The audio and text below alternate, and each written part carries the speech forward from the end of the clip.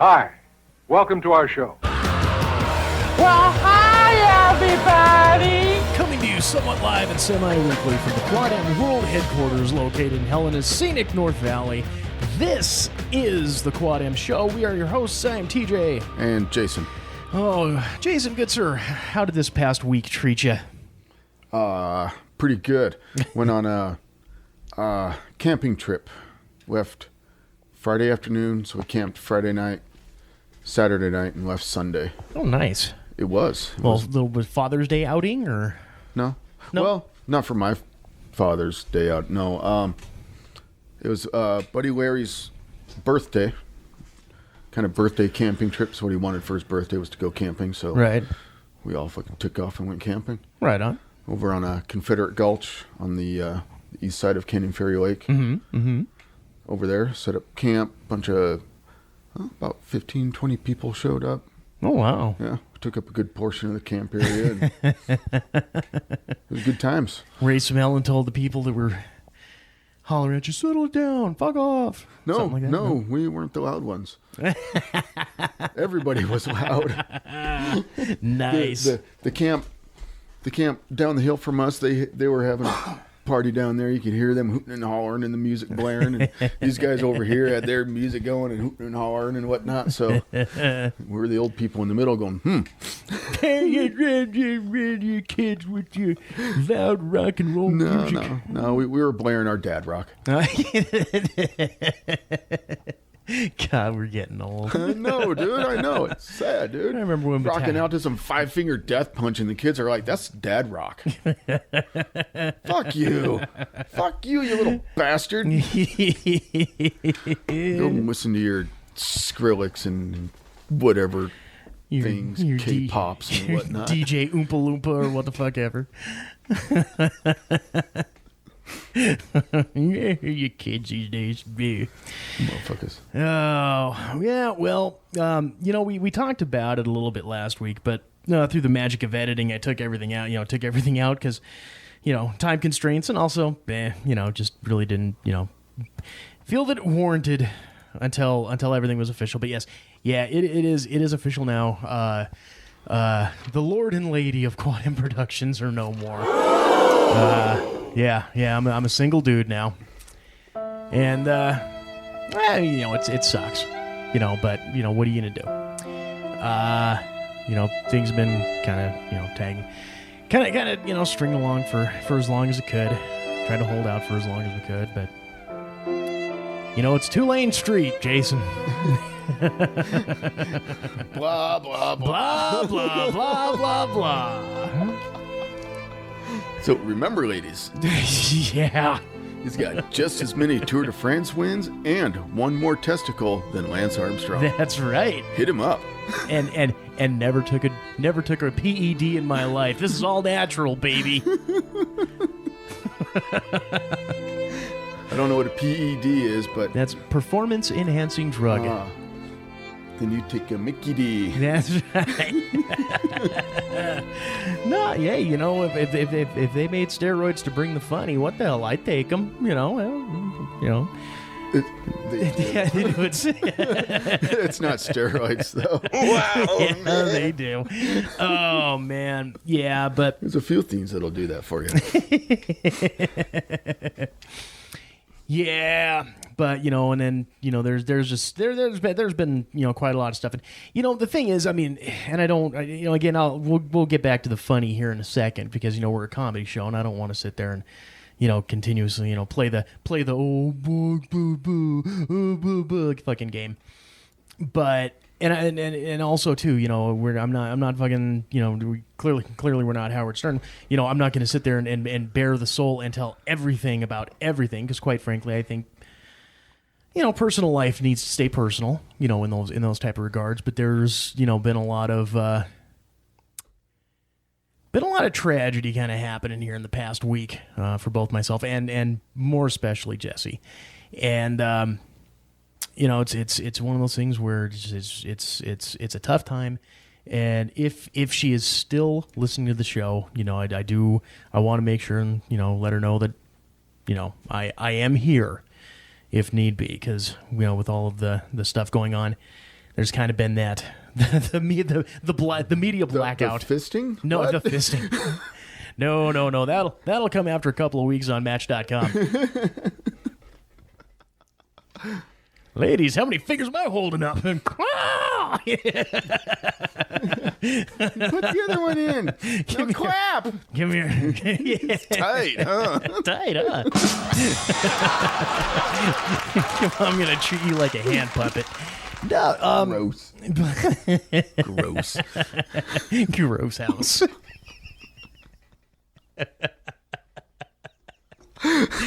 You're welcome.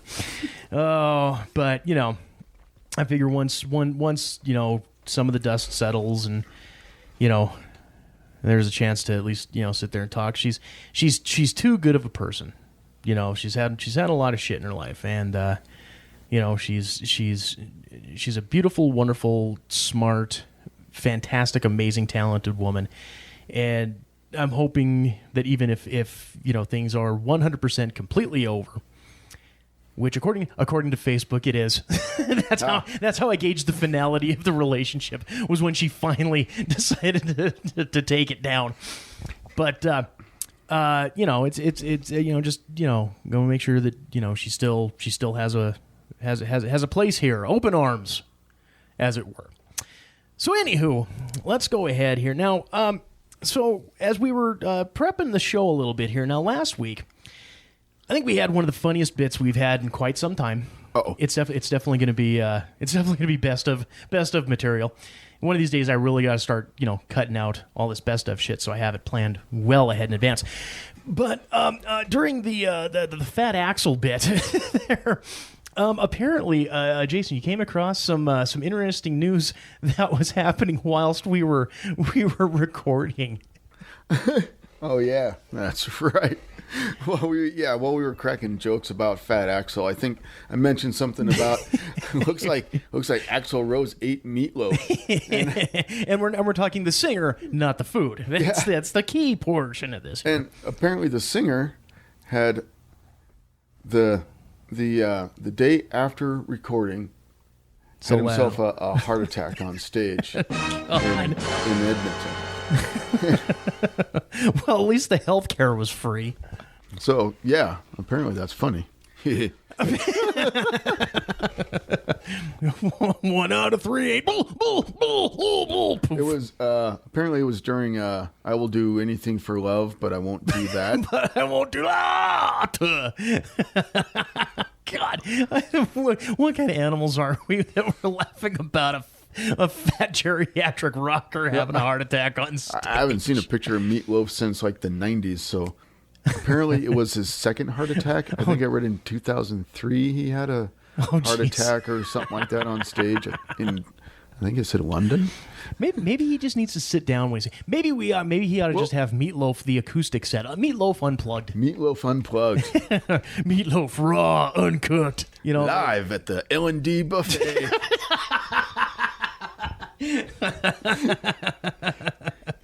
Guest appearing, Fat Axel. Fat Axel and Melissa McCarthy. Melissa McCarthy is the MC. MC'd by Melissa McCarthy. Fat Axel.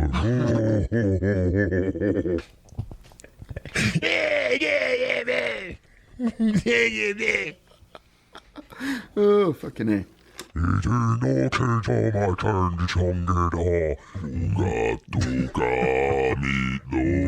Oh, here, thank you much. I'll do anything for that would be a great fucking show. Why not? That was Elvis. Well, Elvis is Elvis died on the crapper. Well, I can only do so many fat When people famous, jokes. we're gonna go to Graceland, and I want to walk by the bathroom and go, woo! Smell like somebody died in there. Oh, like I'm sure that hasn't been done. I can almost guarantee it. They probably have signs up, like Wayne's World said, probably do. No stairway to heaven. It's probably the same thing. Probably. No fat dead guy on the toilet jokes, please. Please. Well, it's professional. You still use your manners. Oh, so speaking of fries, that's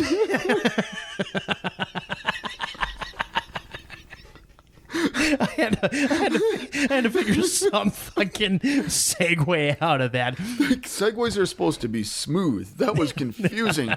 So what about these fries? I already ate mine. So what about these fries? Did you say fries? So I was sitting, I was laying in bed the other day, or well, other evening. You know, it wasn't really the daytime, and apparently there's like some new vocal inflection that the women are using. Vocal inflection. Yeah, you know how like back in the 80s you had "Oh my God, the Valley Girls." Yeah. And then sometime here, like early 2000s, it was everything had to end with an upward. So it kind of sounded like you're asking a question. Okay, Right, you see what I'm saying there? So apparently, and I remember what I was doing now. I was on Reddit. I was looking for some stuff for the Reddit fund, right? Right. And I was in the podcasts subreddit. And someone was asking about the validity of the vocal fry Oh, the vocal fry. and why women are loving to use it. Yeah, it was a long time ago, a year or so ago. I watched a little mini documentary this guy did about the vocal fry. Yeah, see, I never heard about it. It's like, hey everybody, my name is Kim Kardashian. No, that's not the vocal fry. It is for the Quad M show.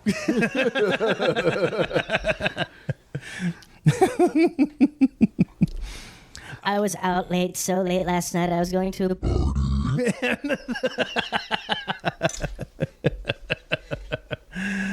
You sound like you're on your... Oh my God, Paris Hilton is such a pooch.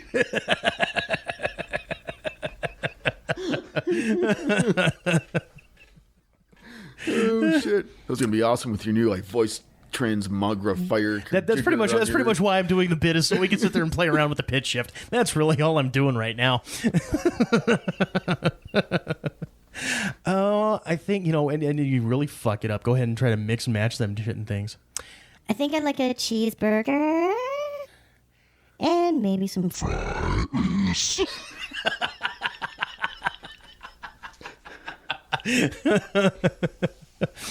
No, I didn't even know this was a thing. And then I was watching. It was like a little 3-minute YouTube movie with some gal, and it was talking about all that type of stuff. And then they started playing all these shitting things with little clips of all these fucking E shows and the Keeping Up with the Kardashians and all that bullshit. And then it's like I'm fucking picking up on this. I'm like, oh my God, oh really? Okay. So then I'm sitting there and I'm listening to some of the younger gals at work, and there's a couple of them that fucking do it. And you didn't even. Yeah. I had no clue it was a thing. As we sit here and talk about our grandpa rock and how we're fucking a bunch of damn rock. clueless old farts. Yeah, it'll be grandpa soon enough. I had no idea this was a thing.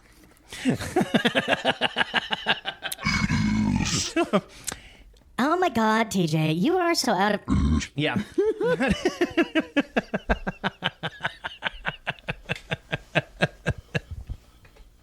Awesome. Philip J. Vocal Fry.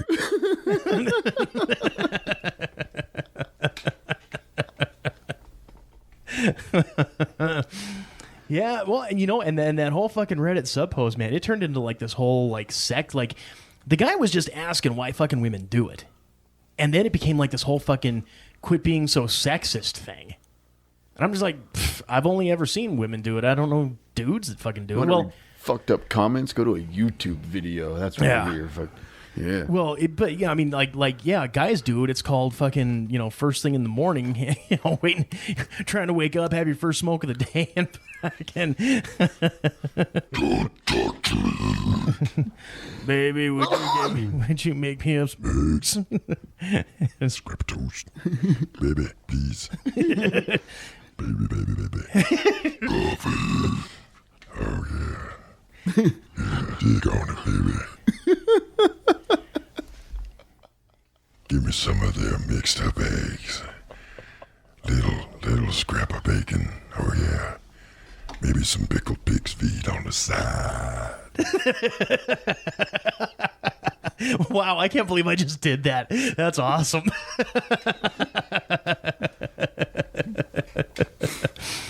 Now come over here and give me some sweet, sweet lovin's. Oh, do we have to fuck again? Okay, all right. So let's get off of that topic.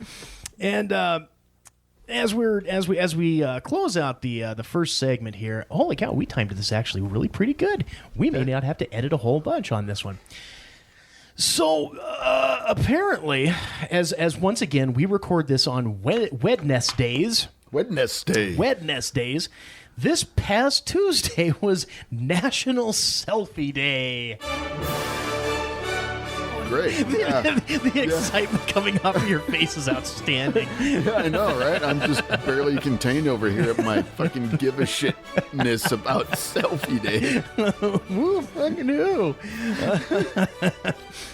So, everyone's, it's Selfie Day, do the selfie. Number one, I honestly have never done a fucking selfie, nor do I ever think I will do a selfie.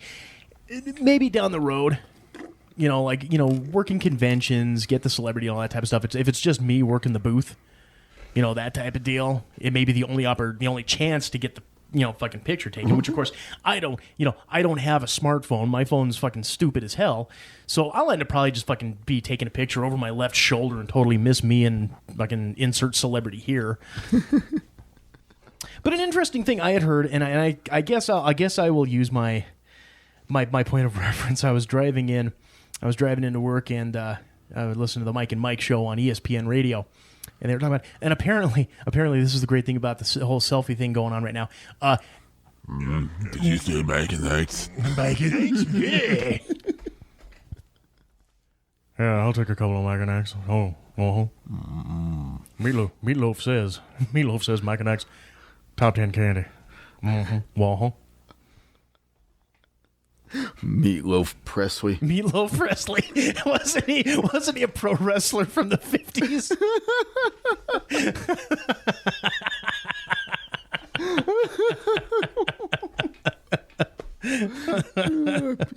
Probably right.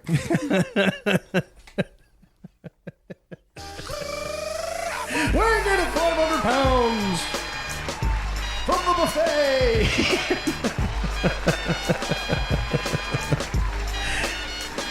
One ton of fun. It's Meatloaf Presley. So apparently with National Selfie Day on Tuesday, apparently one of the great things to come out of the whole selfie craze is the rampant rise of head lice amongst girls ages 8 to 12.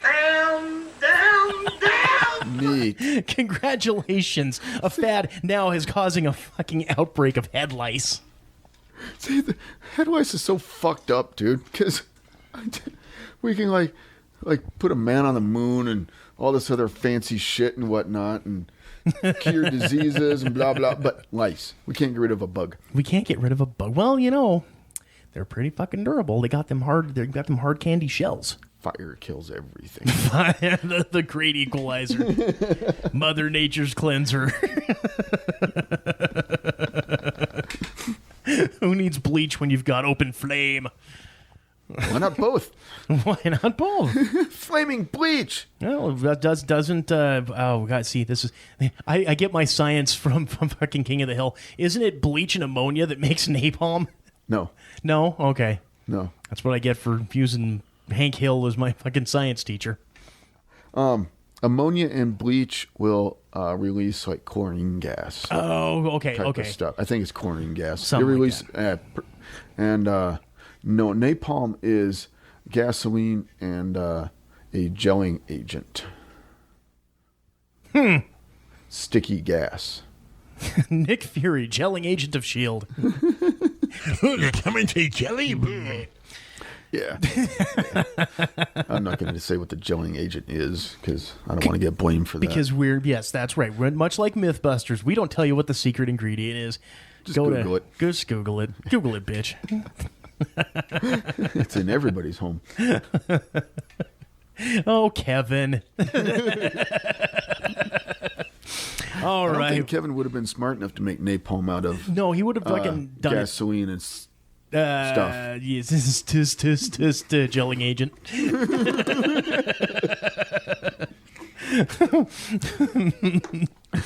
All right. Well, we successfully burned our way through that first segment. Let's go ahead. Oh, here. nice segue with the napalm. See, that's how it's done, fucker. See, that's right. Yeah. Don't overthink it. Just let it happen. Let's go ahead and wrap up this first segment. We'll be back with a little bit of Fred G. Sanford and some hot takes. This is the Quad M Show. Stay tuned. Have you checked out QuadMProductions.com lately?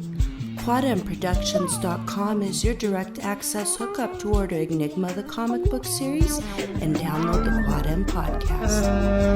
Check the appearances page for upcoming events and contact us with questions or comments. Don't be the only lonely soul who's missing out on all the fun. Visit us today at QuadMProductions.com. That's QuadMProductions.com.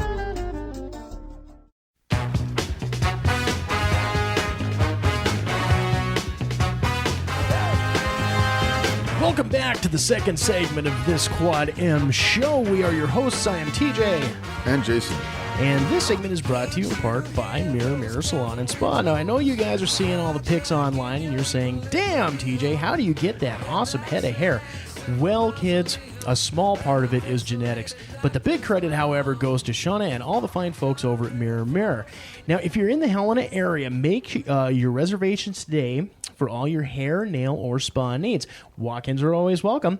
Tell them Quad M sent you and get yourself $5 off any service they provide. That's Mirror Salon and Spa. Call them today, 406-603-0644, or stop on in at 2043 North Last Chance Gulch here in Helena. That is Mirror Salon and Spa. Neat. I did not see. I wasn't paying attention. I did not see. So I don't know who, what, whiff, who, if, whatever. As far as anyone who won that prize pack. But if I see the announcement, I'll make that announcement next week. All right. Because there was that whole thing that we had for 2 weeks there where we were helping them try to shill that bad boy out. All right, well, speaking of bad boys, let's go ahead here and do us a little bit of Fred G. Sanford fun and shenanigans, shall we?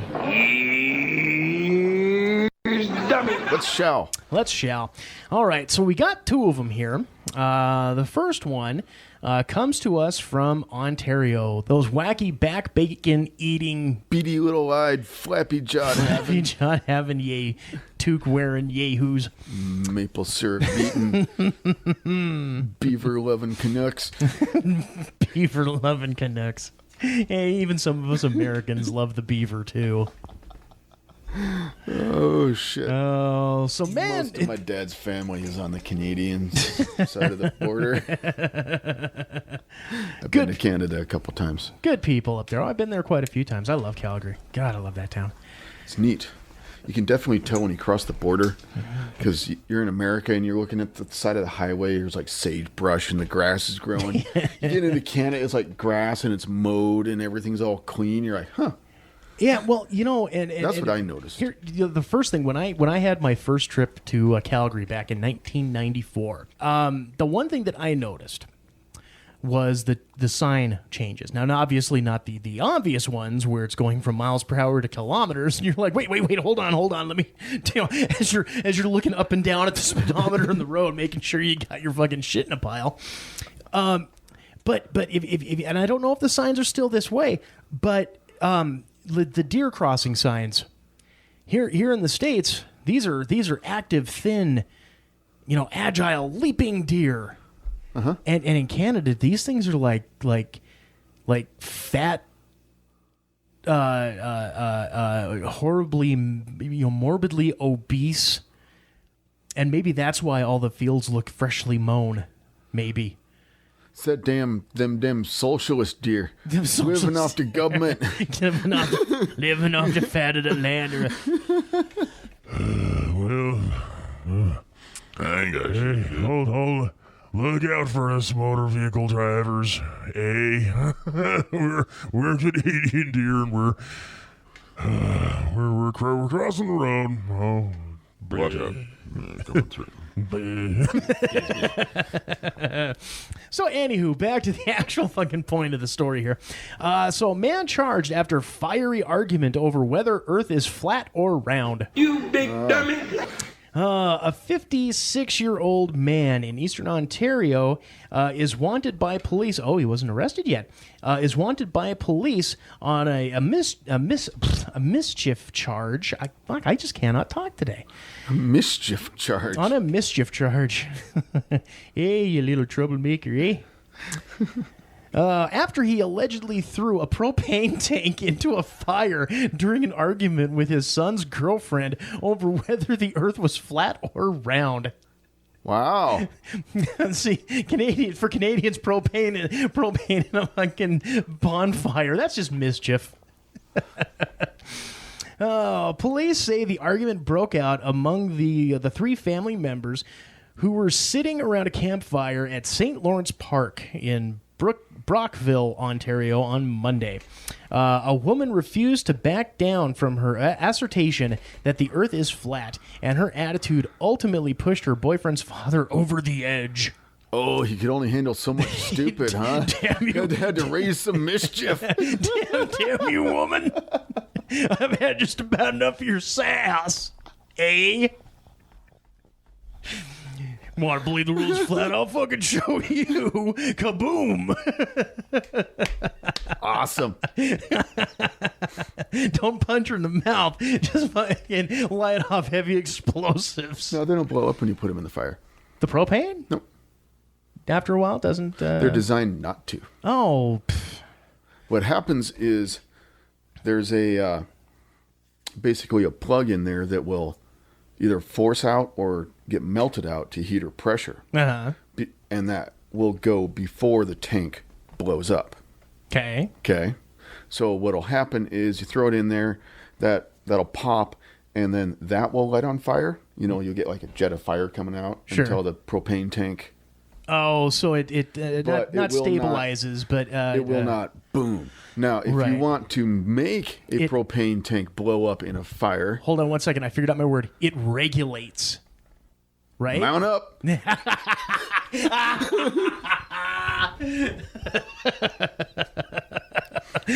Oh, Shecky Vickers is at it again. Now, okay, so since we didn't talk about the explosive agents and napalm, let's go ahead and talk. How do we make a propane tank blow up? First, you need a propane tank.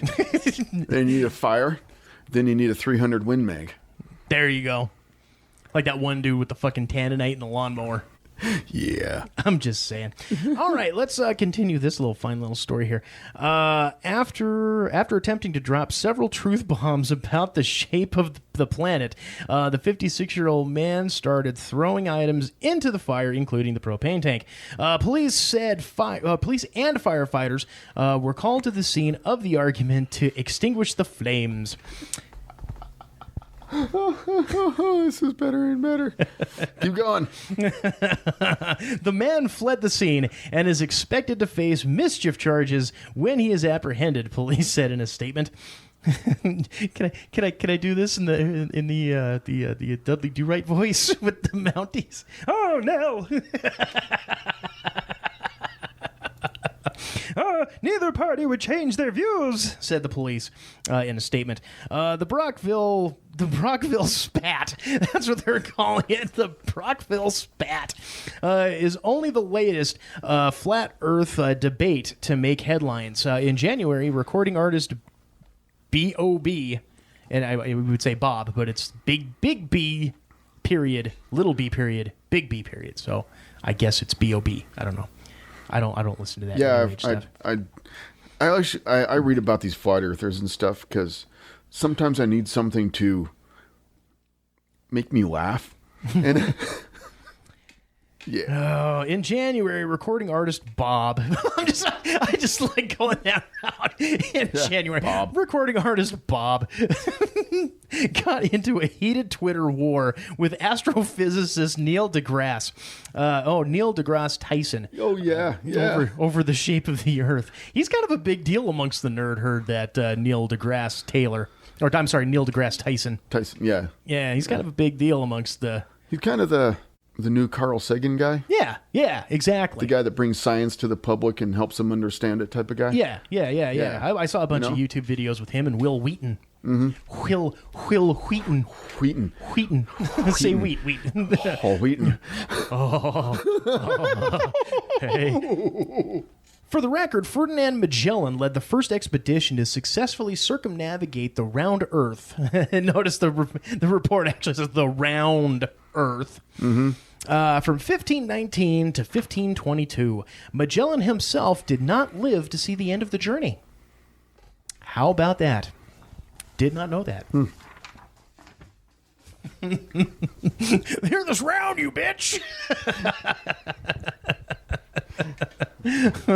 All right, so second of our doubleheader, and this really is great. Fox Sports reporter attacks Latina valedictorian, and in quotes, "I didn't know Mexicans were that smart." You big dummy. Oh, what? What? I didn't know Mexicans were that smart, she says. She said that on TV? No, actually, it was on a podcast. Reporter Emily Austin has been taken off the air by Fox Sports after she was caught on video making racist comments about Mexicans, Jewish, and Chinese people. While participating in a Facebook video broadcast for Barstool Sports, the 27-year-old sports reporter and others appearing on the show mocked 18-year-old Mayte,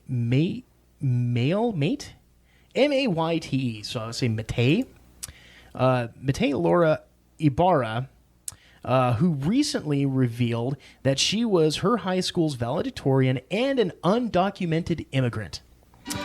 And as they were talking about this, Austin quipped to her co-host during the broadcast, "I didn't even know Mexicans were that smart." No, I did agree with you that I think that it would be a bouncer or somebody that he may have known, but with the whole girl, like, I didn't even know Mexicans were that smart. Is that? That's Trump Jr. over here. No, and I'm not even. Blonde, I know eyes. that's fucked up. I didn't mean it like that, but I'm just.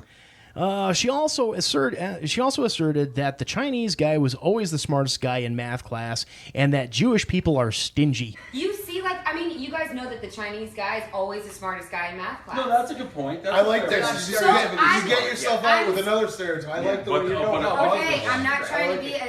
So yeah, and she goes on for like a minute, fucking apologizing, but still making a bunch of fucking racist comments. Good for her. Good for you. You big dummy. As a result of the tirade, Fox Sports said that Austin, who is a contract employee, would not be participating in future broadcasts. We were made aware that Emily Austin appeared in a social media video unaffiliated with Fox Sports, in which she made insensitive and derogatory comments. Fox Sports Florida General Manager Steve Tello said. She was not speaking on behalf of Fox Sports, nor do we condone any of the statements she made in the video. Emily has been advised that her comments were unacceptable, and she is not scheduled to appear on any upcoming Fox Sports Florida or Fox Sports Sun broadcasts. No shit. You big dummy, see what you did? No shit, huh? But you're a ticking time bomb. We don't need you making fun of the Cubans while we're at it. Jesus Christ, woman.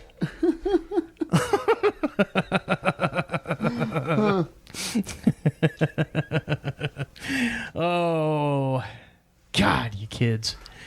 You know, as long as there's fucking stupid people and idiot morons, we've got so much. And really, as long as there's Florida, we've got so much fucking content to use. As long as there's a human race. Holy crap, dude. I mean, yeah, but Florida's a gold mine for us, though. Yeah. If ever there was a struggle to find something for Fred G. Sanford, man, Florida man is there for us. God bless you, Florida man. And in this case, Florida woman. Florida people. Florida's strong enough for men, but I like it too. Stupid Mexicans. So do you. So to you, Ms. Broadcaster Austin, and unidentified Ontario round earth believer, congratulations to both of y'all for winning this week's Fred G. Sanford Award for Stupidity. You dummy! Oh, all right, let's go ahead and get us into some hot takes. And the sign gotta say hot! You gotta say hot! You gotta say hot! So last week, we had ourselves a little discussion about the Warcraft movie. We did. And our thoughts as to whether or not it was going to, what it was going to do. Was it going to be a landmine of money, or was it just going to be a cult classic, drizzle and shits, and we'd never hear from it again? Sure. So this past weekend, movie premieres, and in the U.S., it, for the most part, tanks. Sure. I think it only got, of the hundreds of $1 million they spent on this thing, I think it only capped out in the U.S. for like $15 million. As we were reporting it last week, Swami Berte, little prognosticator Jason over here, had made the following comment. I bet you it's gonna do better in a foreign release, foreign markets. I bet you in China it's fucking. I don't know. Yeah. Yeah. So the Chinese, the Warcraft movie has basically blown the fucking doors off of Chinese movie theaters, taking in $377 million U.S. Holy fuck. That's a lot of money. That's quite a bit. Wow. $377 million in the Chinese box office. So a couple things kind of came out of this. Number one, it from all the various news reports, speculation is now that that movie box office folks, the studios, are actually going to take another look at their movies and how they're being presented and all this type of stuff, because something tanks in the U.S., if they're making $370 million in China, plus whatever Europe has to offer and all that type of shit, that movies that maybe some of us would like to see sequels to, now all of a sudden we might start seeing them because of, international popularity. And the other thing, apparently there's been some speculation as well as to whether or not the Chinese numbers are legitimate. To that, my thoughts and opinions are as such. You're looking at a country that has over 1 billion people in it, so it's not like it's a whole lot of percentage of the Chinese people that went to see the movie. It's just the numbers game being played. So, to that end, all I can really say is congratulations to, the Warcraft movie for fucking... I never heard you guys. Oh, we're big in China. That's... Well, World of Warcraft is big in China, so... See, and then I, here again, I'm so fucking Johnny USA that I never pay attention to, how big things are in other countries and all that type of shit. Indeed. It's like the fucking music. What was it, a couple years back when, Kylie Minogue made her second coming around with that whole second coming. Yeah. Kylie Minogue. But I had no idea how much, that she had the huge burgeoning career in her native Australia and Great Britain. So, hey, like I said, congratulations there, you fine folks at Warcraft for hitting it big in China. Good on you. What did you draw on the back of the paper, if I might? Am I allowed to read? Yeah. Okay. It is the song that you're going to play when you're talking about Warcraft making it big in China. Okay. Okay. I'll find it on YouTube here. Let's farm some gold. Oh, let's farm some gold. By Ni Hao. No, that's the Ni Hao. Let's farm some gold is the name of the song. Oh, so Ni Hao isn't the band. Nope. Or the songwriter. Or whatever, whomever it may be. I see you farming tunnels in Shadow Valley. 10 cents an hour's good money when you're Chinese. Have that song playing in the background when you're talking about this entire part here I'm going to be editing out. So we're fine. All right. So with that, and boy, we can't get through a segment this week without some sad news. Jason, Go ahead. Let's talk here a little about the unfortunate accident with the actor who plays Chekhov in the. I got two bad news things for Star Trek, so I'm just gonna lump them all together. Put the just like a Band-Aid, tear it off at once type of deal. Right. Okay. So first thing going to start off with is Star Trek Axanar. And despite what we said last time, or read or reported last time, CBS and Paramount are going through with their lawsuit against the fan film Star Trek Axanar's producers and such. Stupid sons of bitches. Did they explain? I mean, did they explain why in the article or anything like that? There's you can Google it and crap, but it's all this like legal mumbo jumbo, blah blah blah. Basically, boils down to is the lawsuit isn't canceled. There's right. Well, what they're going through with it. Yeah. I mean, what it all boils down to is people aren't agreeing on fucking money. Anything can be done for the right fucking price. It's copyright. They say Axanar is infringing on their copyrights, and they're apparently they're legal within the. Yeah, and see that's why it just doesn't make stuff or whatever. But as I say, that's why it doesn't make sense to me. Yes, okay, are they initially infringing on the copyrights? Yes, but you know what? It's that fucking good. Partner it up. Get that shit out of there and fucking make your bank off it. Sometimes I just don't fucking get it.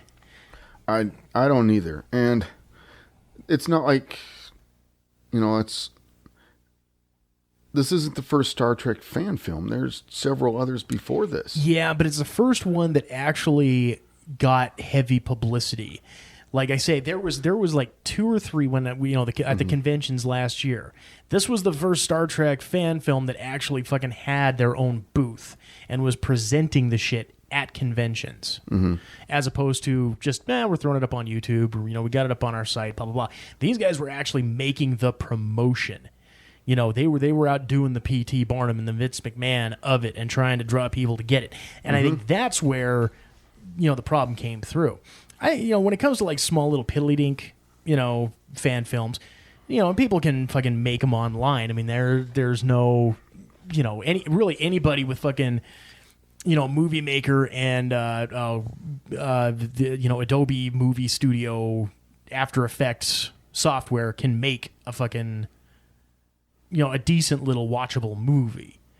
But like I said, it's when these guys, they get their Kickstarter money, they fucking make an excellent quality product, and then they try to go out and sell it. It's not theirs to be able to try to do that. So, I mean, I understand CBS and Paramount coming after them. But the product is so damn good. CBS and Paramount, and I've said this since the very fucking beginning when they started having this shit with the lawsuit, is that if these guys would get their heads out their asses and make a partnership out of the deal, saying, you acknowledge the fact that we own this, that we own the copyrights to this. We stay out of your way. You make the fucking movie you want to make. We'll stay out of our way. We're not going to, fumble finger fuck, this thing. You make it. You've already shown that this is a great fucking product, and people will fucking watch it. We'll just do it direct to DVD or direct to, streaming, whatever. Yeah. But you make this product. You make this. We'll support it. We will distribute it. We will make our money. You will make your money, and we will all be better for it. But instead, it's fucking all or nothing. Yeah. And we are made to suffer. They're dicks. Corporate dicks with their corporate grade single ply. Corporate grade single ply. Yeah. You and your Captain Kirk toilet paper. Rough and tough, and don't take off no Klingon. Don't get rid of no Klingons. I fucked that joke up. I'm sorry. Uranus and dicks out Klingons. Yeah, there you go. Yeah. Yeah, I'm sorry. I fucked that up. I'll edit that joke out. All right, so and so then the other extremely fucking sad news. And yeah, extremely sad news is the death of Anton Yelchin. That's the actor that played Chekhov on the new Star Trek reboots. And so from what I've heard, I didn't actually delve into the news article, but from what I'm hearing, it was like a really freak auto accident, like he got hit by his own car. Yeah, his car pinned him to like a gate post type of deal and crushed him. Oh, dude. And yeah, I forget what kind of car it was. It was a Chrysler or a Jeep or something. And they've got this really weird, confusing shifter. Right. Okay. You know, like in your car, you've got park, reverse, neutral, drive, and they click in. Yeah. Okay? Yeah. You pull the knob down. Your standard automatic. You're engaging. Yeah. Your standard automatic transition. Yeah. Yeah. Like you say, park, neutral, park, reverse, neutral, drive. Yeah. See, yeah. And they've got this weird electronic shifting system. Oh, where God.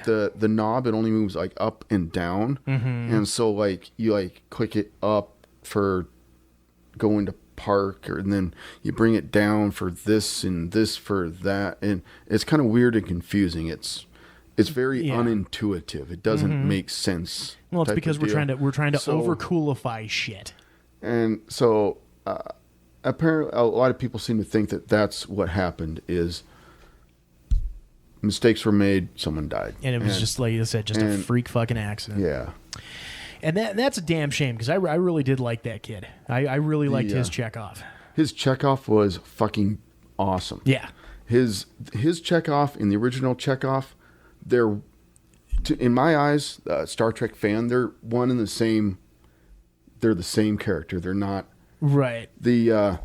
His portrayal of Chekhov, like Chekhov has like this. He was like the little brother of the crew. Yeah. He was the original series Wesley Crusher. And kind of, yeah. But yeah, he always had this like wide-eyed amazement and was like eminently curious and incredibly smart. In the original series, Chekhov was the only other person on Enterprise that could use Spock's little Spocky scope thing. The Spocky scope. Yeah. that little thing you looked into, right? Star Trek now in Spockovision. So, yeah, in honor of Anton Yelchin, the new Star Trek is dedicating the movie to him. Good. That would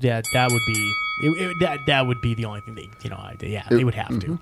And it will be the third Star Trek movie that's been dedicated to a person or people.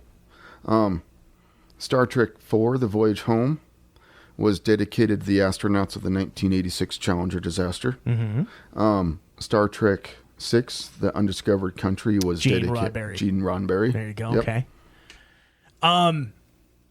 Yeah. So I don't know. I don't know. I mean, it's one of those things where with Hollywood, you can always replace an actor. Not that guy. But that guy would be so. It would be so tough to do that. To me, the only logical thing they could do is write him off. Write him off the show, but have off the movie series or whatever. But he's on a different ship or something. Exactly. He just got commissioned onto a new ship. New ship or something. Yeah. Deal. And I not to make light of the news, but apparently I saw something where the Star Trek fan base has referred to the new movies as the Abrams verse. Okay. Well, apparently the folks over at CBS and Paramount, obviously they don't want to. Well, they don't want to, have something named specifically for a fucking director, a real life Hollywood person, because heaven forbid somebody gets sued. Like suing somebody because they made up a word? No. Type of deal. The movies now actually have an official name for the universe. It's called the Kelvin Timeline. Dramatic reverb. The Kelvin Timeline. Their name it. Okay, in the 2009 Star Trek. Okay, when Nero's ship comes out of time, right? Comes out of the time jump, right? Yeah. That first ship that it destroys was the Kelvin. So they are naming the timeline after that first ship that got all blowed up real good. Huh. I know, whoopee fucking do. But basically, that was just my here. My 2 cents. 2 cents. My 2 cents Neat. into the Star Trek news. Neat. I didn't know that. See, I'm going to be able to whip that out and sound like a Star Trek nerd. and get pelted by various different rotting vegetable products. Good on you. Okay, Hey. so all right, and geez, Louise. Okay, yeah, Hey, I can roll into this other one. It's kind of Star Trek-y too. Well, actually, I had, let's go ahead and roll into that next one as we talk a little bit about our boy, the White Samuel L. Jackson, we know as Carl Urban. Carl Urban, yeah. Straight from Star Trek. Well, apparently... Straight out of Star Trek. Crazy motherfucking named Urban. Straight out of Compton.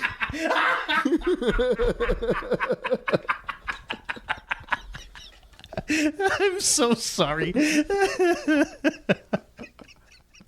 was good. Okay, so what does crazy motherfucker named Urban have to say? Well, apparently at a Denver Comic-Con panel, he alluded to the fact that Dredd 2 is in the works.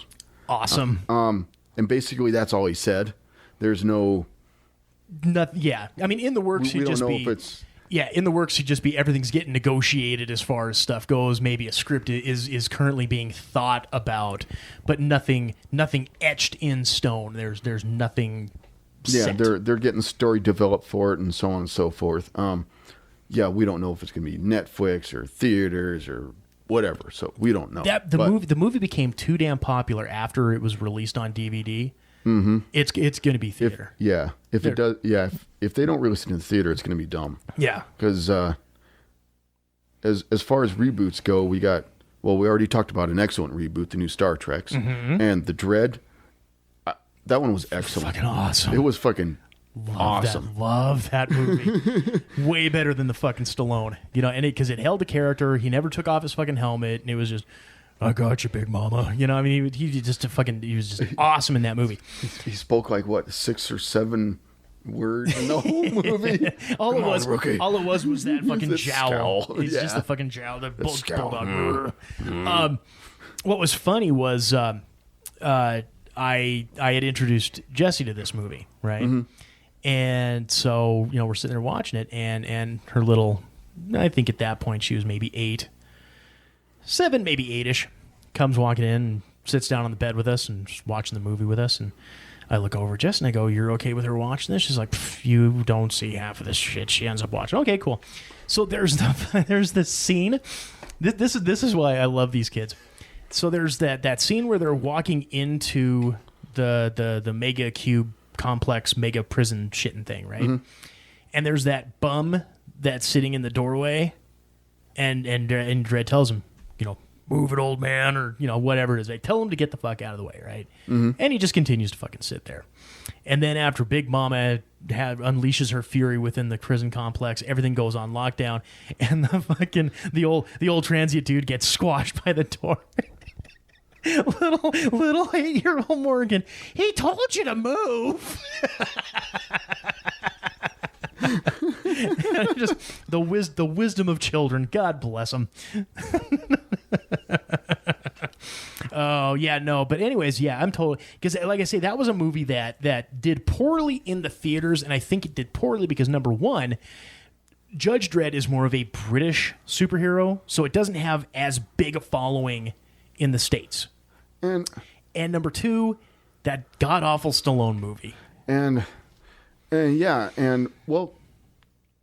people didn't know what Dredd was. Mm-hmm. I mean, or a lot of people didn't know. They're like, yeah. Well, a lot of people either number one didn't know it because again, it's not a U.S. pushed property. Yeah. Or they didn't know it was too old. Or yeah. And it's got nothing but fucking and the old one has got nothing but shit on because it was a bad movie. Mm-hmm. So here comes this fucking kick-ass one, kind of has a little slumberfest going through the theaters. It hits on DVD where people are more willing to check it out, and it fucking takes off. So, yeah, no, this will have to be in theaters. I would expect probably 2 summers from hence. Hopefully. Give it enough development time. Speaking of development time, I made it very clear when Metal Gear Solid 5 was coming out that I am a whore for anything Hideo Kojima. I love his work. It's outstanding. And so, as we reported way back in the golden age of Quad M history, he was having his pissing contest with Konami. Mm-hmm. And then the ugly divorce that hence happened. And so while Konami is making pachinko machines, here at the last E3, our boy Hideo unleashed the trailer for his new game. Now I don't remember. Did I ever show you, or have you ever seen the PT trailer? Nope. Okay. So just to kind of backtrack a little bit for all the kids that either A, don't know, or, just were unaware of it. So initially, Hideo Kojima, Guillermo del Toro, and Norman Reedus were all the white Eazy-E.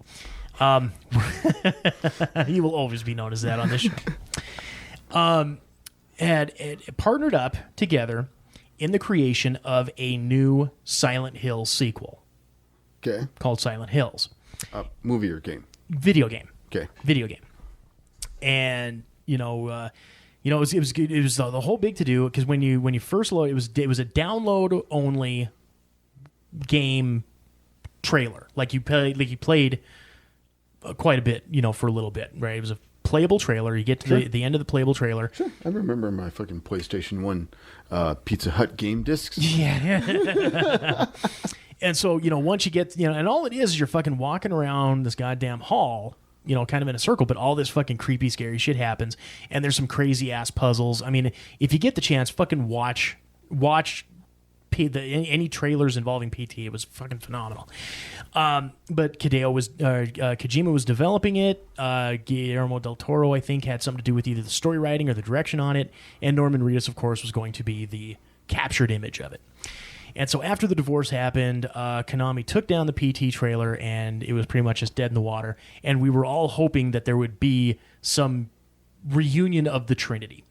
So over the last couple months, Kojima has started up, Kojima Productions, and he was making the rounds with all the big companies.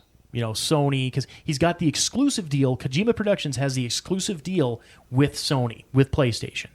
So all the games are going to be Sony, PlayStation exclusive. And he was going through finding all, the best in motion capture technology, the just going around trying to find all the best. So everyone was like speculating, what is this game going to be? And there's a bunch of stuff out there that I'm not going to wax philosophical about because quite frankly, I don't have the notes. So he, at E3 this past week, he put out the trailer, and it is the most beautiful fucking trailer for a game that I've ever seen. And it's got this naked Norman Reedus. Whoa, look out, look out! And the way it starts out, it's kind of spanning across this beach. And Norman Reedus is kind of in this fetal position. So it's kind of, got the leg, slight side butt shot, and it's coming up and around. And as we get to his upper body, you see he's in the fetal position, and there's this like mechanical like umbilical cord winding out from him to this infant child. Okay? Norman Reedus gets up, and he picks up this infant child, and it's in his arms. Then all of a sudden, the baby kind of disappears, and all of a sudden you get bloody handprints that are kind of going down his legs and coming across the beach. And, Norman Reedus kind of looks up to see what the hell's going on. And as he stands up, you see this kind of not like a C-section scar, but I mean, in his abdomen, there's a huge ass scar down the middle and coming across. So, of course, it's implied that, he somehow was either cloned or birthed this baby. What the fuck ever. I don't know. This is... Hideo Kojima loves to mind fuck, man. Sure. So, as he gets up and he's walking towards the beach, all of a sudden you just see these piles of fucking dead fish. And off in the sky, up in the distance, there are these 5... Best way that I can describe them is armored sentinels. I mean, they're so small and tiny, but you can tell what they are. From way off in the distance. They have this baby, and then... They disappear, leaving Norman Reedus stranded on this beach. And then the big thing comes across, a Hideo Kojima game, Death Stranding is the working title of this game. I don't know if it's the actual complete title, but it's the one that currently we'll say is the working title. So there's no hint as to actually what the story is. There's no hint as to what the actual gameplay on it's going to be. Is it an adventure game? Is it a horror game? Is it a sci-fi game? So many different things. And the thing is, Hideo Kojima can take 10 different genres, put them all in one fucking game, and it makes sense, and it makes it fucking awesome. So I'm already, we're probably like 2 years out from this game actually being done. I'm already fucking whoring out for it. A lot of speculation, a lot of comparisons. They were comparing the... one of the big things that they're trying to say on this is that the game is heavily involved with black holes and time travel, because when Norman Reedus is standing up from the beach, there was a guy out there that actually played that scene and compared it side by side, with Schwarzenegger's first appearance in the Terminator. Sure, damn near identical, shot for shot, damn near identical. So you can tell. He got where he got his inspiration for that. And then if you get the chance, I would strongly recommend watching the trailer on this.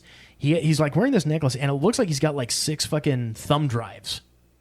I don't know if they're supposed to be dog tags or what, but they look like fucking thumb drives on this, right? Sure, and each one is engraved with different equations. And I don't remember what specifically the names on them are, but they were equations that were based around quantum physics. And I mean, the names escape me right now, and I apologize for not being that fucking prepared. But they were all based on quantum theory, quantum physics, and black holes. And like one of them was like the Schwarzlander equation or some shit like that. The other one I think was like the Didactic equation. I don't know if those sound familiar to you, but anyway, so there's been huge major speculation as to what's surrounding this game. All I know is I fucking hate math. You think I know the names of equations? You hate math, but you love science. Oh, fuck off. That's right. You, sir, are what's known as a conundrum.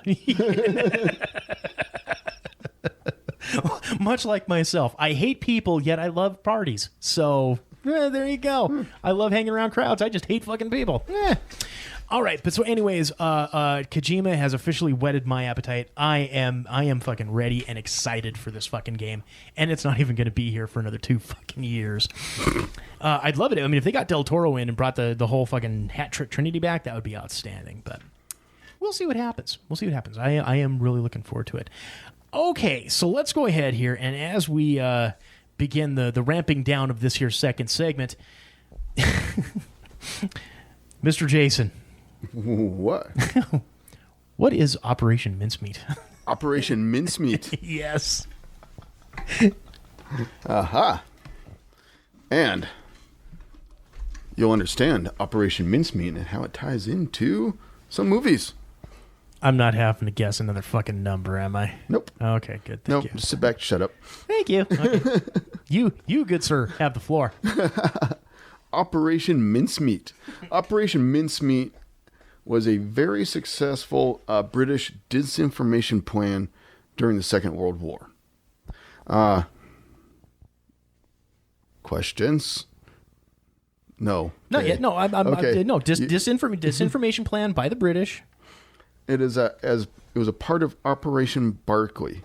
Barclay was a widespread deception intended to cover the invasion of Italy from North Africa. And a great name for puppies. Sorry, go ahead. Mincemeat helped convince the German High Command that the Allies planned to invade Greece and Sardinia in 1943 instead of Sicily, the actual objective. This was accomplished by persuading the German that they had, by accident, intercepted top-secret documents giving details of Allied war plans. The documents were attached to a corpse, deliberately left to wash up on a beach in Punta Umbria in Spain. Punta Umbria. Sure. the whore's umbrella. That's at least what I'm thinking. Anyways, I'm sorry. So, and the success of the document, the planting of the The success of the planting of the false documents was confirmed through decryption of encrypted German messages. So, what the British did, basically, is found this alcoholic drifter that had died. And come here, you bum. And I won't. Forged an identity with him and whatnot. Made up fake, military plans that they were invading this direction when they were coming through this direction instead. And the Germans believed it. Basically, what it amounts to is the British pulled the ultimate fucking okey doke. Pretty much. The ultimate swerve, the ultimate bait and switch, whatever you want. Honestly, that is fucking awesome. Please continue. Yeah. The guy's name was, now this is a really weird fucking name, dude. This is even harder than some of those Reddit names. Glynndwr. Glinder?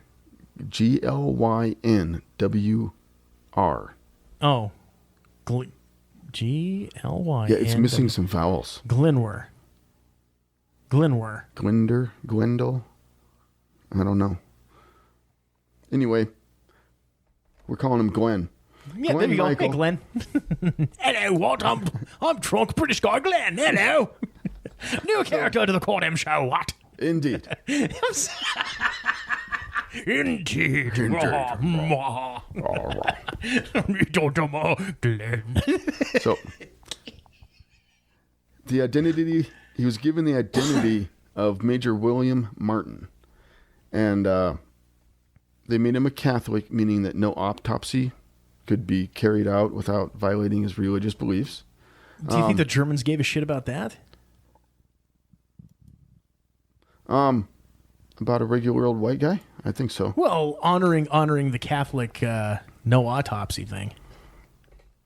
I would imagine so. They were Christian type guys, believe it or not. Well, I'm not disputing that. But anyways, we're getting off the rail there on that. They even had a bunch of fabricated love letters they put on him, from his sweetheart back home. Glendora? No, William Martin. Well, no, I'm talking what his woman's name is. They even set up a network of completely false spies. There was obituaries in the newspapers. They forged parish records for the churches in case the German spies got their hands on any of this stuff. There was, there was even church records and stuff. So, man, now see, that's going all out. Like I said, the ultimate okey doke, ladies and gentlemen. Yeah, it's pretty badass. It was awesome. Yeah, basically the most successful act of deception in World War II. One of them. And totally kicking the ass out of the fucking Australian 32nd Armory. Indeed. One Can't handle a bunch of fucking dead emus. guy. One dead guy. So, interestingly enough, Mr. Michael was actually given posthumously. What's that word? Posthumously. Posthumously honors. Buried in was buried in a military graveyard in Spain.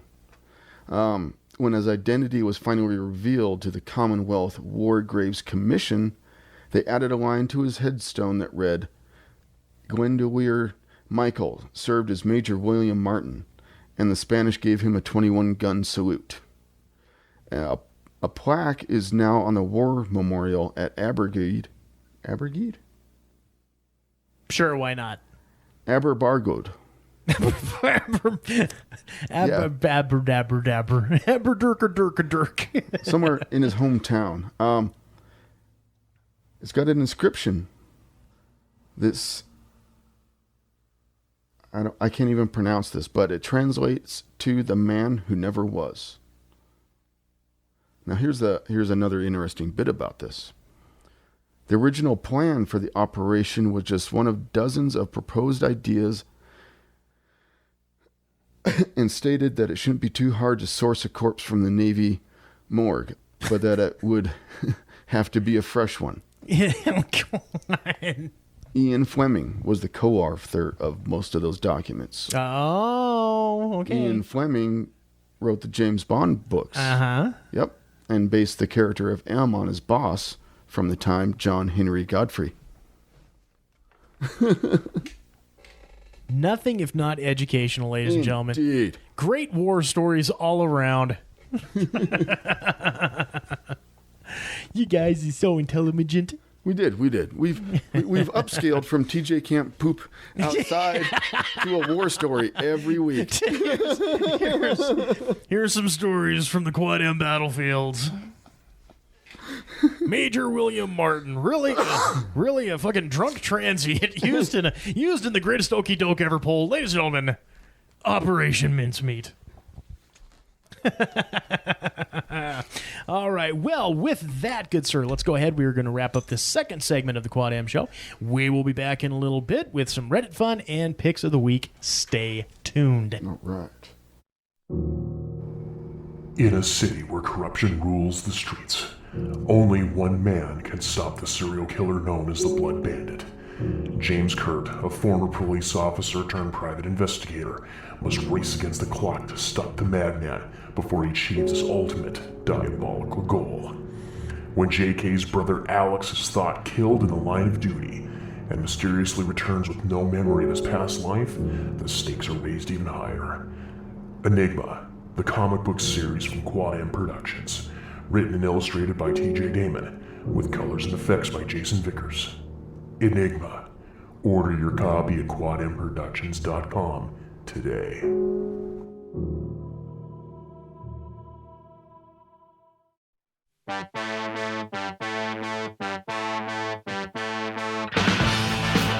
Welcome back to the third and final installment of this, the Quad M Show. We are your hosts, I'm TJ. And Jason.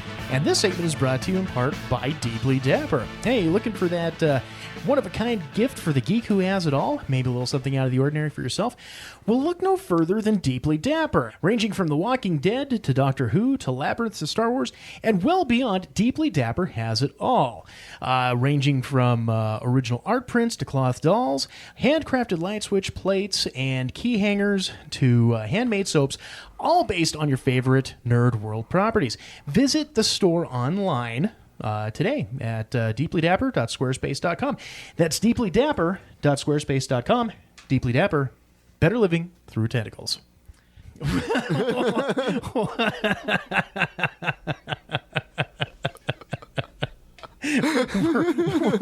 does that look for?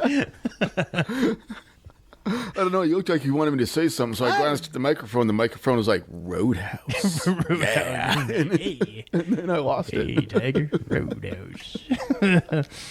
No, it was funny you were in that Carl Urban story we were talking about earlier there.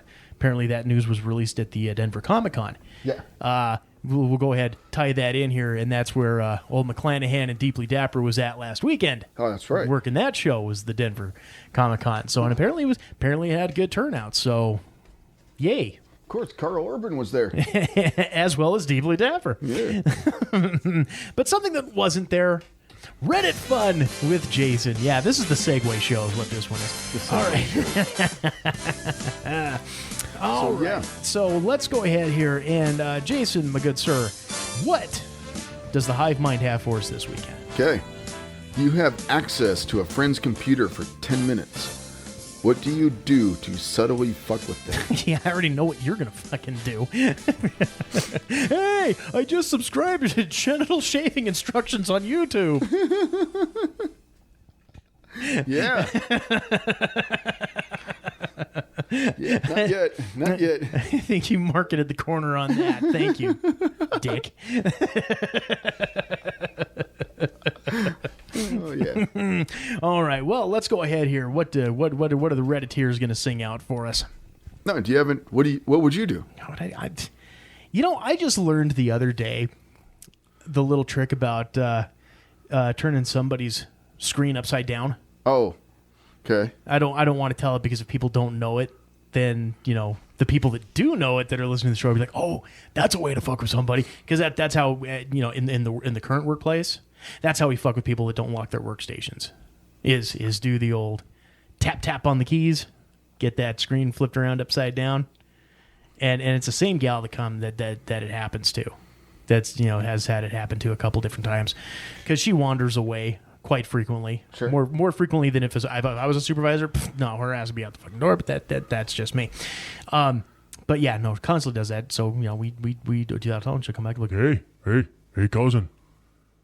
Hey, cousin. What the fuck happened to my screen, hey? Of course, this happened like 4 fucking times. She knows what's fucking happened, but duh.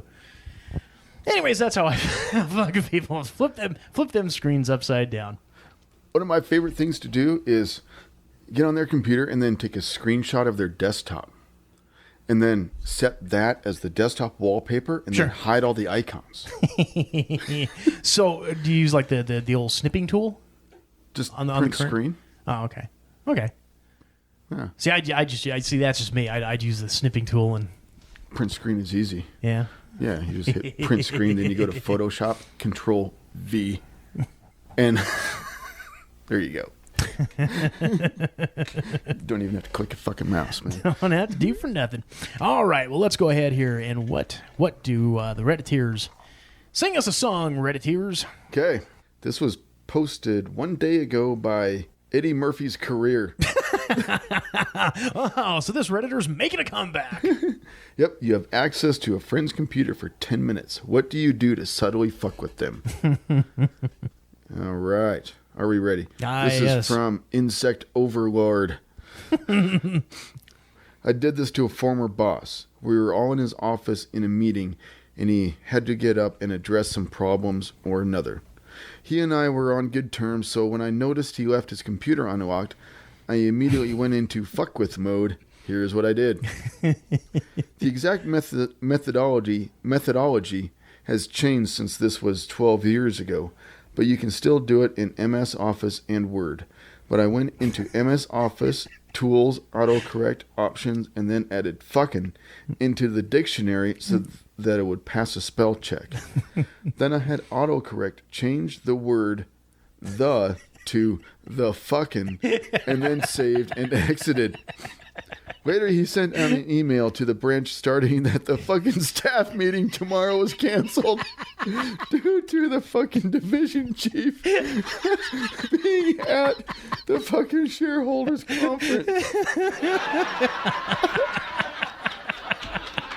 Oh, fuck, dude.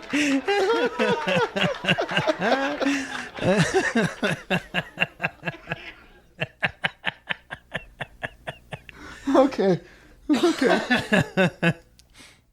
That's good. There you go, ladies and gentlemen. There's Reddit. Thread over. Reddit on with Jason. Thanks for listening.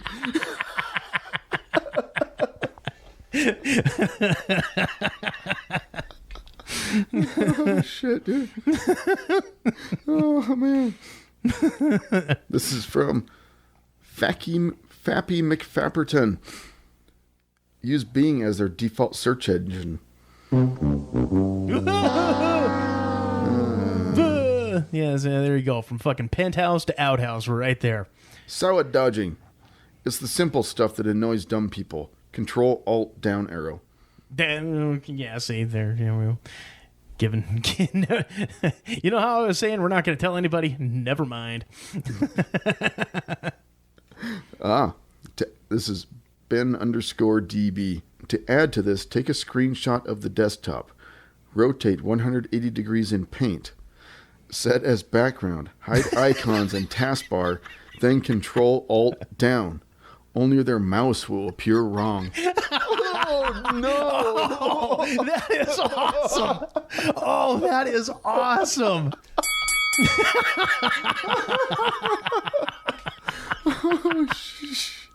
Oh, that is outstanding. That's evil, dude. You're dying to fucking do it. I can see because I know I am, and I'm seeing the gleam in your eyes. So there we go. This is from PointyHead88. I take a screenshot of their desktop, make 1,000 copies, and put it in a folder along with one pic of the scary girl from The Ring. And set his desktop to cycle through them randomly every 60 seconds.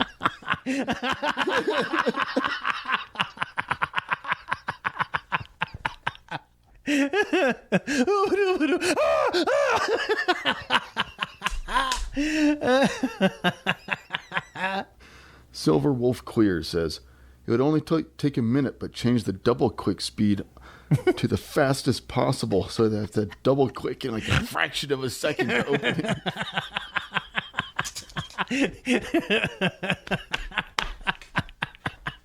Oh my god, dude. Oh, that'd be a good one to pull on like moms. You know, moms click, click, click. Click. This isn't working. Click, click. No, you got to double click. Click, click. Click, click. No, faster. Okay. Well, wouldn't setting the speed to the fastest possible mean that like one fucking click would like open up anything that you fucking click on like that? No, or is it the fastest where you have to have that finger speed? The finger speed. Gotcha. Okay. That setting, not the. Hey, cousin. Hey, cousin, this ain't working too good. Billy running water on the fucking computers. Hey. Trying to do Morse code. I'm about ready to chuck this fucker. This is a white hydrangea. Make a blank Word document with a really cryptic sounding name and password protect it. This is from Basically Armin. There's a Chrome extension that allows you to change certain words for other words. So I download that and change a few things. Google becomes Bing, Bing becomes Google. Word female stays the same, but male becomes me-male. Me-male. Cloud becomes butt and vice versa. Jumper34017 set their browser's homepage to Goatsy. Goatsy? Yeah. I've never heard of this website. Is it horrible You're animal gonna have porn? to Bing that one yourself. I'm Animal. not going to explain anything because this is a children's show. That's it. Got to think of the fucking children. Bastards. Think of the fucking kids. Pork water.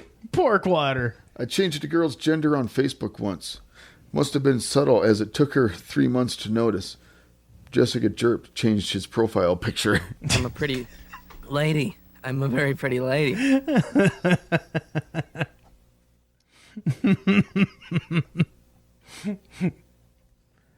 Ooh, this is from Humena. Make his Chrome Firefox shortcut shut down the computer.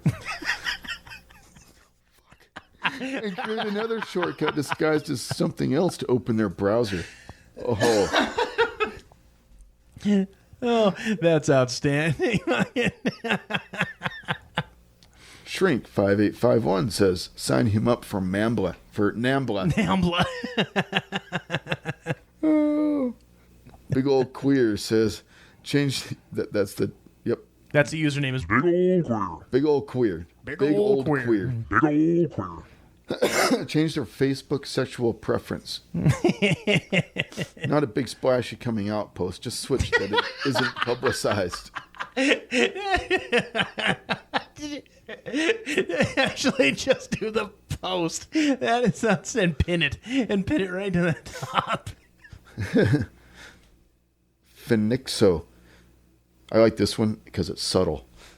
Change the date format to day, month, year, from month, day, year, or vice versa. You know, switch it between American and the rest of the world. Hey, cousin, when did they make them 15 months, eh? Hollow Mountain says, I actually did this one, so some background. At the time, I was sub-teaching. Students had MacBooks, and they were supposed to guard them carefully. They were also not to have anything not approved installed, like in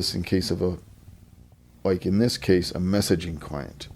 So she, 15 to 16, decides to leave class without asking to use the restroom, and leaves her computer not only unguarded, but open with the message app open. Her evil friends helped me identify her grandmother. Everybody already knew I'm evil. I'm pregnant. And then we just left it alone, she says. And we'll stop at this one, but Shrub Wookie says, clear history, cache, and passwords. Well, fuck you, Wookie. I do that every time I turn off my computer. Yeah, so there. Tough guy. Yeah. I do that to myself. All right. Once again, Redditors, thank you very much for a good old-fashioned, high-quality and Reddit once again, proving that like the ordinary Joe can think of can also think of some awesome Hollywood bashing, funny, hilarious shit. Awesome shit. Okay. All right. Well, let's go ahead here. And for picks of the week, do you, sir, have a pick of the week this week? Because if not, I got one that'll cover both. Nope. No, you don't. Okay. So this week, Reddit pick of the week for this here Quad M show. Independence Day Resurgence comes out this weekend, and we've been certainly talking about it sporadically off and on the last couple weeks. So yeah, I've decided I'm going to pony up. I'm going to go ahead and I'll go. I'm going. I want to see it, but I won't be able to Saturday. What are you going to be out of town? Are you going to be doing anything Sunday? I don't know. I can hold out till Sunday if we want to do Sunday. If you want to do Sunday, I'll see what's going on. I'm not sure. Okay. Because if not, there's also Monday and Tuesday night if you're not too tired from work. Slopping shit around. Swapping shit? I don't swap shit. We got quality, motherfucker. It's good shit. Don't get me wrong. Fucking, I love the lasagna over there. But yeah, so anywho, Independence Day Resurgence. I'm looking forward to it. Quality ass special effects, great starring lineup, and Brett Spiner's coming back as the professor that got killed. I want to see how they explain how they bring him back to life. It's got to be some kind of alien cloning technology. I don't know. I'm willing to bet. I don't know. Never knew where those tentacles went. Might have done some funky stuff. I've seen enough of them Japanese cartoons. I know where them tentacles have been. Better living through tentacles. That's right. Better living through Japanese schoolgirls. Hey, let me try. All right, let's go ahead. Sir, good sir, do we have anything left to pimp, promote, propagate, or pander for this evening? Tonight's show is brought to you by caffeine. Tonight's show is brought to you by sadness and remorse. And caffeine.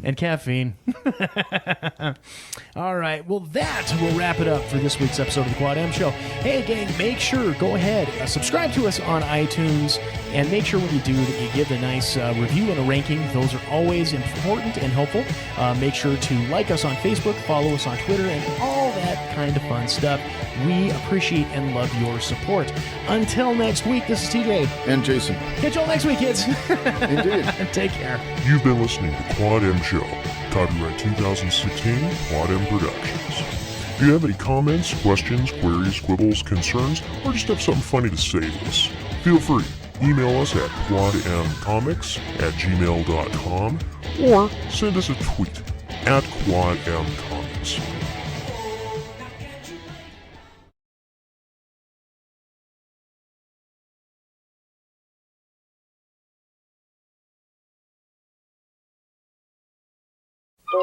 I'm Louis, the lifeguard, and happy to say I rescued a drowning potato today. They drowned it in sour cream. Oh, what a shame, 'cause food's so much better when it's practically plain. So don't drown your food in mayo, salt, ketchup, or goop. Yuck! It's no fun to eat what you can't even see. So don't